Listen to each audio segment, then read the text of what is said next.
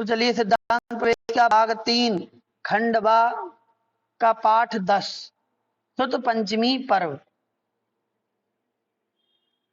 श्रुत पंचमी पर्व के बारे में अपन लोग जानते हैं, मनाते भी हैं। उसी के संबंध में एक कथानक यहाँ पर है, महत्वपूर्ण है। इसमें से प्रश्न बनते हैं, इसलिए इनके महत्वपूर्ण बातों को याद रखना जरूरी है। ठीक है। प्रतिवर्ष ज्येष्ठ शुक्ला पंचमी के दिन, कब? ज्येष्ठ शुक्ला पंचमी, ज्येष्ठ माह की शुक्ल पक्ष की पंचमी के दिन जैन समाज में श्रुत पंचमी पर्व मनाया जाता है। इस पर्व को मनाने के पीछे एक इतिहास है। वो इतिहास इस प्रकार है। वीर निर्वाण संवत 614 में, कब? 614। और अभी कौन सा चल रहा है? वीर निर्वाण संवत 2550। वीर निर्वाण संवत 2550, वो 2081 विक्रम संवत है। ठीक है। वीर निर्वाण संवत 2550 चल रहा है, लेकिन ये घटना कब की है? वीर निर्वाण संवत 614, महावीर भगवान के 614 वर्ष बाद, निर्वाण के बाद। आचार्य धरसेन ने काठियावाड़ स्थित गिरिनगर, गिरनार पर्वत की चंद्र गुफा में रहते थे आचार्य धरसेन महाराज। जब वे बहुत वृद्ध हो गए और अपना जीवन अल्प जाना, तब श्रुत की रक्षार्थ उन्होंने महिमा नगरी में एकत्रित मुनिसंघ के पास एक पत्र भेजा। एक पत्र भेजा मुनिसंघ के पास धरसेन महाराज ने। तब मुनिसंघ ने पत्र को पढ़कर 2 मुनियों को गिरनार भेज दिया। वे मुनि विद्या ग्रहण करने में और उनका स्मरण रखने में समर्थ थे। अत्यंत विनयी, शीलवान और कलाओं में पारंगत थे। जब वे दोनों मुनि गिरनार की ओर जा रहे थे, तब श्री धरसेनाचार्य ने एक स्वप्न देखा कि 2 श्वेत वृषभ बैल आकर उन्हें विनय पूर्वक वंदना कर रहे हैं। इस स्वप्न से उन्होंने जान लिया कि आने वाले 2 मुनि विनयवान, धर्मधुरा को वहन करने में समर्थ और अत्यंत समर्थ हैं। तब उनके मुख से अनायास ही जयदु सुय देवदा, जयदु सुय देवदा अर्थात जयतु श्रुत देवता, संस्कृत में बनेगा श्रुत देवता की जय हो। श्रुत मतलब शास्त्र, जिनवाणी को नमस्कार किया। ऐसा आशीर्वादात्मक वचन निकल पड़े। दूसरे दिन दोनों मुनियों ने आकर सर्वप्रथम विनय पूर्वक आचार्य चरणों की वंदना की।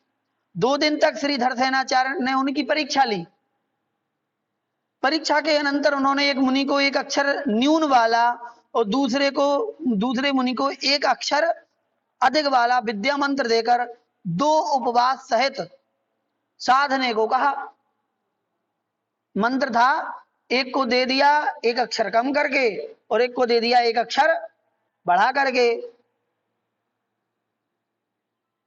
ये दोनों मुनिराज गुरु के द्वारा दिए गए विद्या मंत्र को लेकर उनकी आज्ञा से नेमिनाथ तीर्थंकर की सिद्ध भूमि पर जाकर विनय पूर्वक अपनी अपनी विद्या को सिद्ध करने लगे। जब उनकी विद्या सिद्ध हो गई, तब वहां पर उनके सामने 2 देवियां प्रकट हुई। उनमें से एक देवी की एक ही आंख थी और दूसरी देवी के दांत बड़े बड़े थे। ठीक, क्योंकि वो अक्षरों का प्रभाव पड़ा। देवियों को देखते ही मुनियों ने समझ लिया कि निश्चित ही मंत्र में कोई त्रुटि है, गड़बड़ है।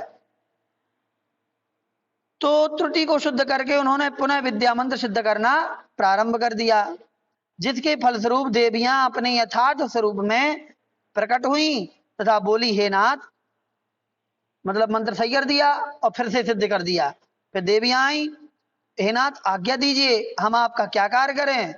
तब दोनों मुनियों ने कहा, देवियों, हमारा कुछ भी कार्य नहीं है। हमने तो केवल गुरुदेव की आज्ञा से ही विद्या मंत्र की आराधना की है। यह सुनकर वे दोनों देवियां अपने स्थान पर चली गईं। दोनों मुनियों की योग्यता को गुरु ने जान लिया कि सिद्धांत का अध्ययन करने के लिए योग्य पात्र हैं। तब आचार्य श्री ने उन्हें सिद्धांत का अध्ययन कराया। वह अध्ययन आषाढ़ शुक्ला एकादशी को पूर्ण हुआ। कब? आषाढ़ शुक्ला एकादशी को। उस दिन देवों ने उन्हें उन दोनों मुनियों की पूजा की। देवों ने दोनों मुनियों की पूजा की। एक मुनिराज के दांतों की विषमता को दूर कर उनके दांत कुंद पुष्प के समान सुंदर करके उनका पुष्पदंत नामकरण कर दिया। उनके दांत जो थे वो एक समान नहीं थे, तो उन्होंने क्या किया कि उनके दांतों को सही कर दिया, कुंद पुष्प के समान पंक्तिबद्ध कर दिया और उनका नामकरण क्या कर दिया?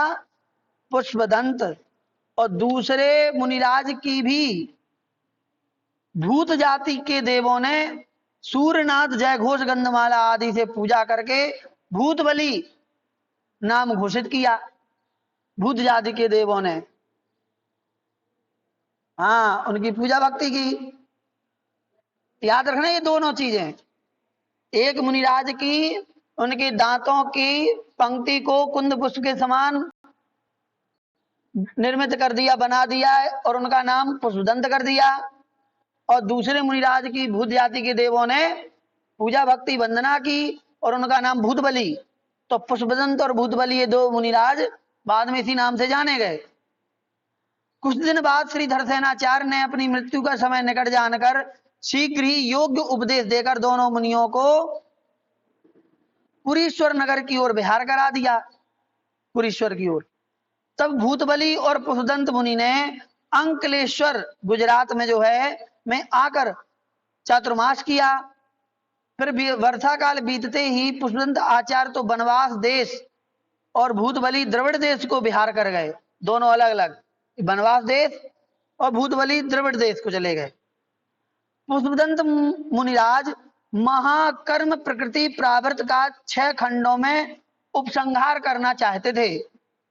इसको समझना, महाकर्म प्रकृति प्रावृत शास्त्र का नाम है ये, इतना महाकर्म प्रकृति प्रावृत, इस 6 खंडों में उसका उपसंहार करना चाहते थे। अतः उन्होंने 20 अधिकार गर्वित सत प्ररूपणा सूत्र को बनाकर शिष्यों को पढ़ाया और भूतबली मुनि का अभिप्राय जानने के लिए जिन पालित को यह ग्रंथ देकर उनके पास भेज दिया। जिन पालित, अब चाहे उनके शिष्य हो या जो भी हो, तो उनको दे करके और कहां भेज दिया? भूतबली मुनिराज के पास भेज दिया। किसने भेजा? पुष्पदंत महाराज ने। क्या बनाया था? कर्म प्ररूपणा महाकर्म प्रकृति प्रावृत, इस ग्रंथ का उपसंहार करने के लिए सूत्र बनाए थे।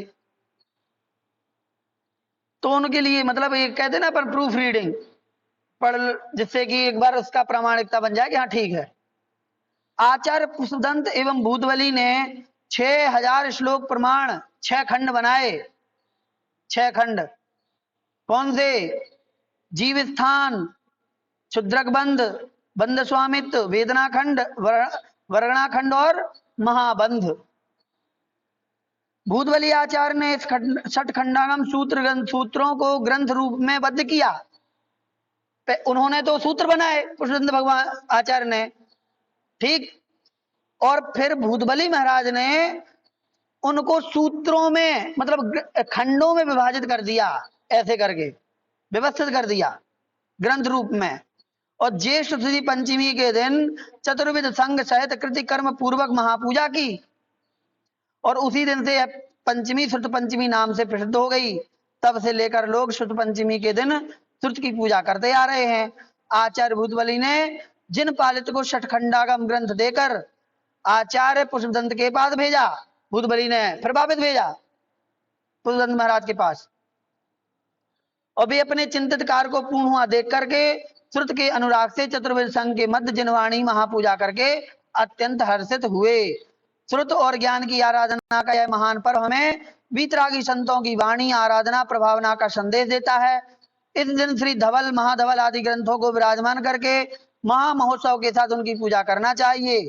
श्रुत पूजा के साथ सिद्ध भक्ति, शांति भक्ति का भी इस दिन पाठ करना चाहिए। शास्त्रों की देखभाल, उनकी जिल्द कब्र चढ़ाना, शास्त्र भंडार की सफाई आदि करना, इस तरह शास्त्रों की विनय करना। इस तरह से ये अपना पाठ समाप्त हो गया।